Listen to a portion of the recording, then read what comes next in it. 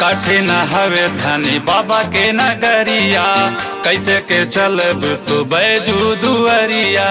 हमारा टेंशन मत लो, हम चलो। अरे जिद न करा, कठिन हवे धनी बाबा के नगरिया, कैसे के चलब तू बैजू दुअरिया।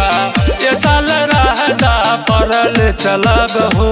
ना जी सुनो, बोला जलवा ढारे सैया हम चलब हो, जलवा ढारे सैया हम चलब हो। बाबा के नाम ले हम नहीं थकब हो, जलवा ढारे सैया हम चलब हो, जलवा ढारे सैया हम चलब हो।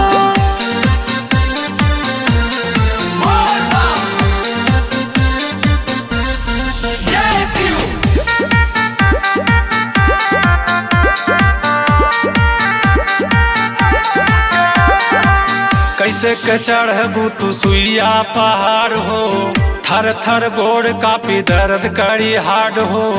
बाबा संभाल ले हैं जी। जय शिव के नारा लगाई सवरिया, सोने के बाबा फिर दी है नजरिया।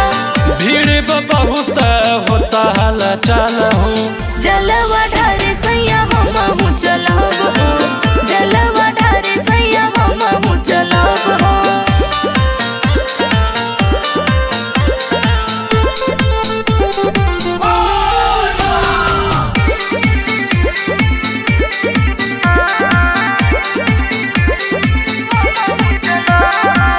करन जीद इतना हमर धनिया, नया नया अभी बारू तू कनिया।